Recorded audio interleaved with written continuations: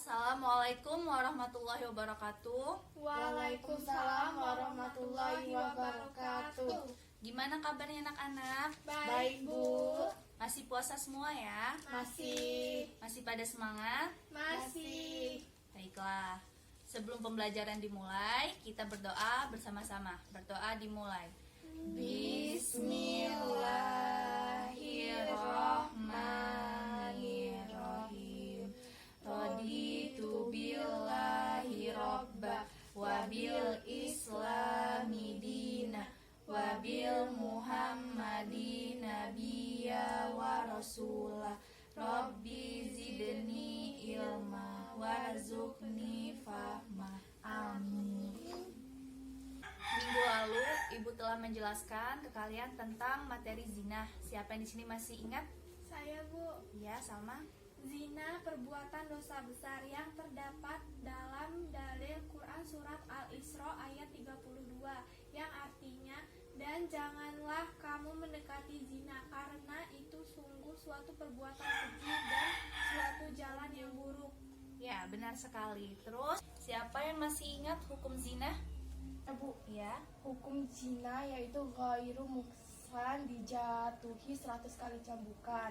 Pezina muhsan dijauhi hukuman rajam. Ya, benar. Jadi, umat Islam melarang untuk jangan pernah sekali-sekali kita mendekati zina ya. Oke, paham anak-anak? Paham, Bu.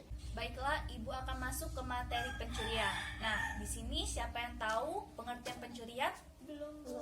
Belum tahu ya? Baiklah, Ibu akan menjelaskan. Jadi, mencuri ialah orang yang mengambil harta milik orang lain tanpa sepengetahuan orang itu sendiri dan tanpa ridho darinya. Pengertian ini disepakati oleh mayoritas ulama. Ada yang paham maksudnya? Belum.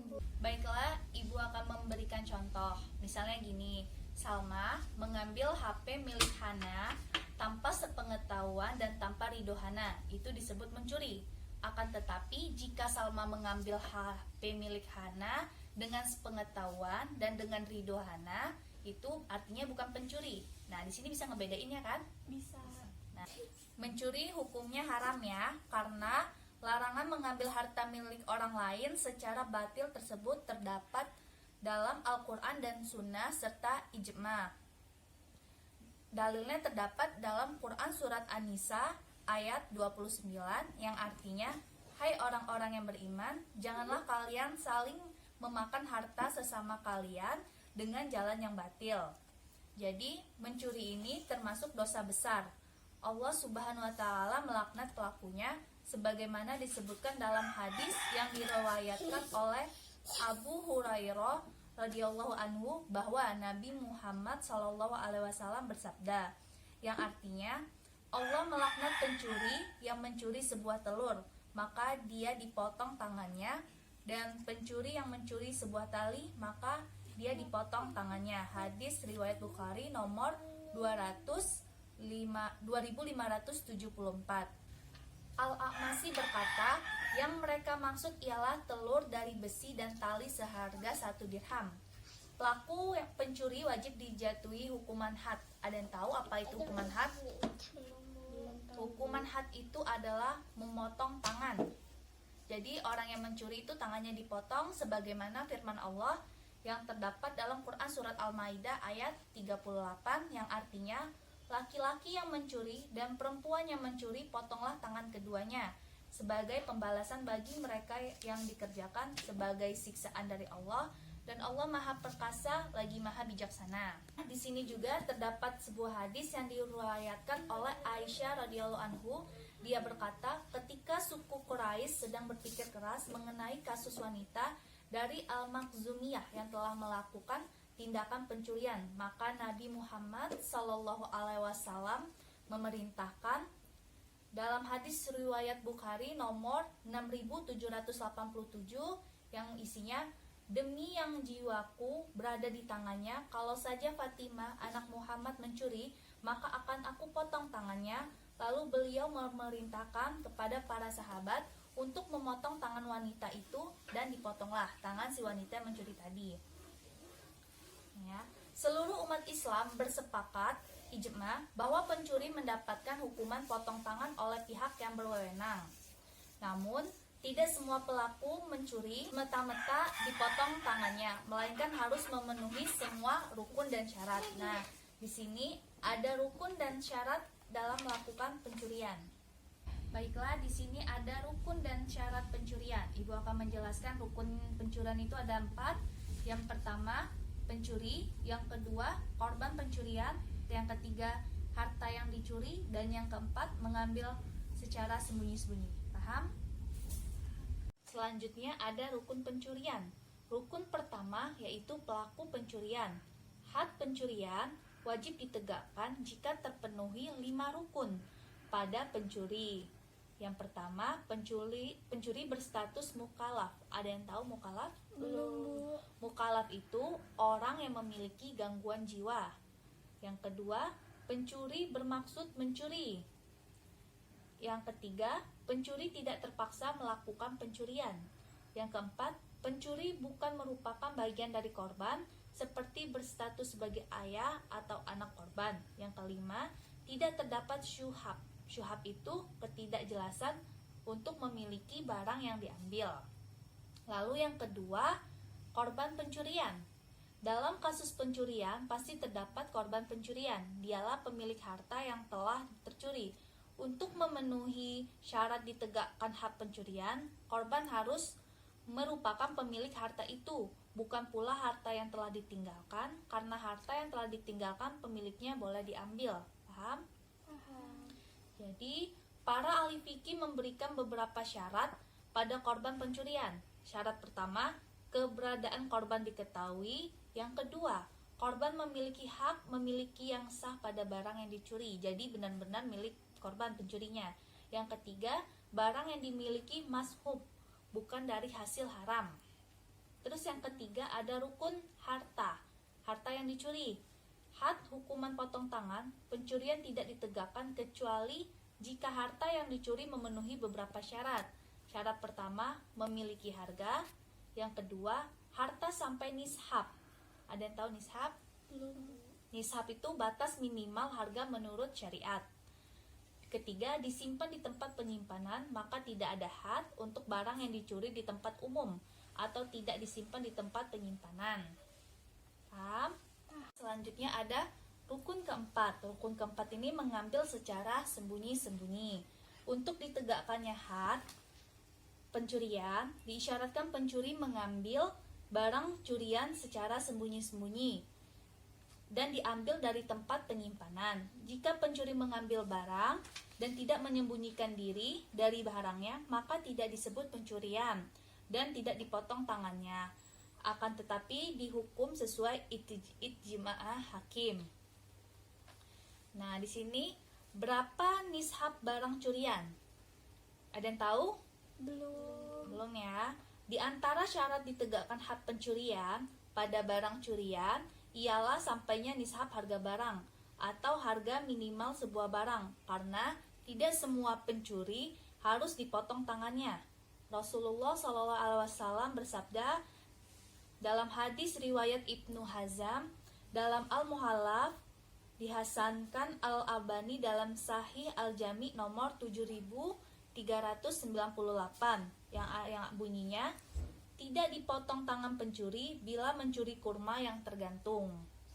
Juga dalam hadis lain yang diriwayatkan oleh Aisyah radhiyallahu anhu, Nabi Muhammad SAW memotong tangan pencuri yang mencuri harta sebanyak 4 dinar atau lebih. Hadis riwayat Muslim nomor 1684.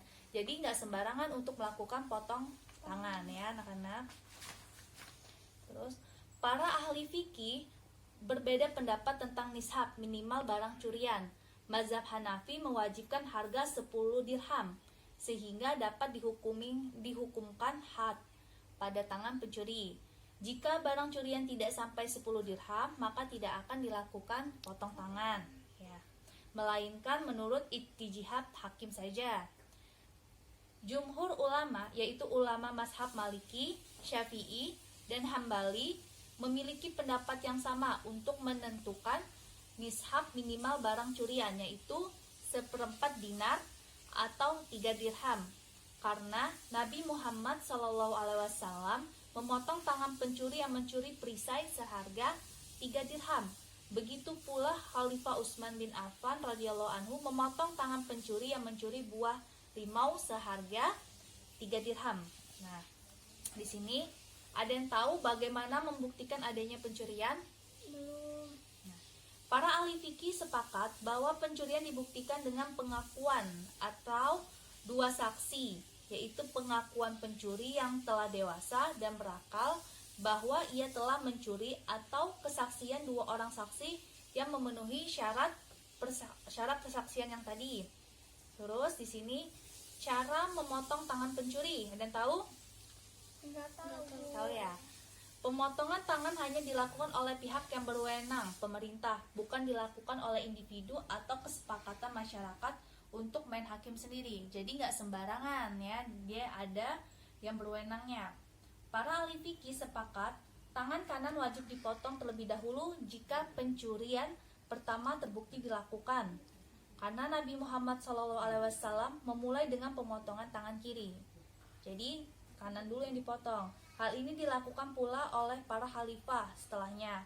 Batas pemotongan, ada yang tahu sampai mana?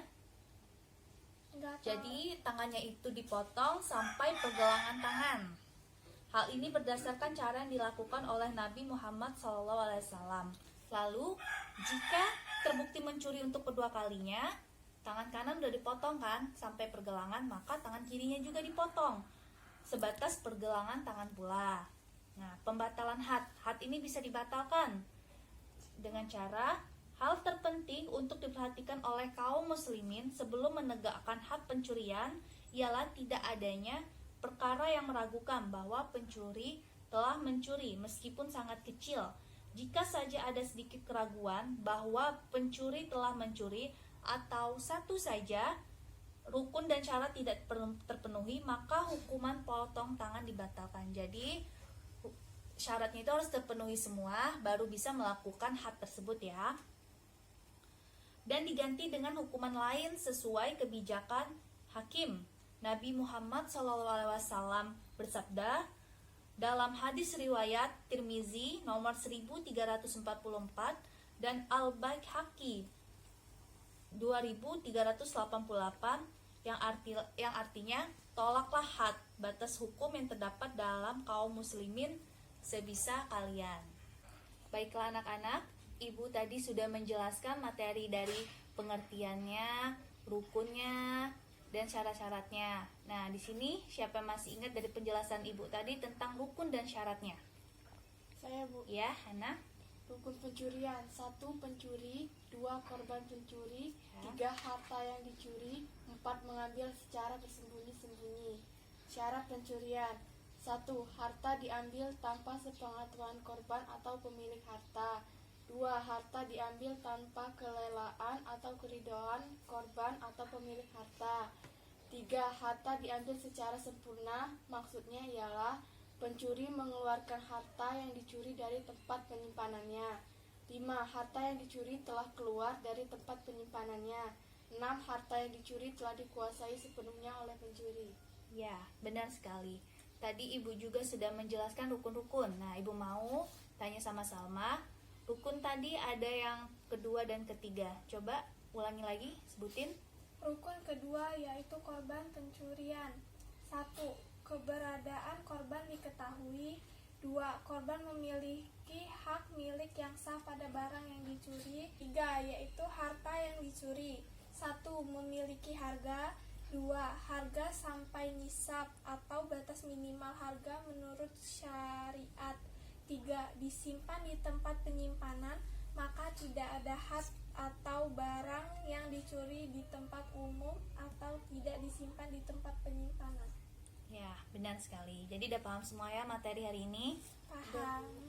Baiklah anak-anak, ibu akan memberikan kalian tugas masing-masing, yaitu mencari contoh tentang pencurian di sekitar lingkungan kita, ya. Ibu. Baiklah, cukup sekian materi yang dapat ibu sampaikan. Kita akhiri. Wabillahi taufiq wal hidayah. Wassalamualaikum warahmatullahi wabarakatuh. Waalaikumsalam warahmatullahi wabarakatuh.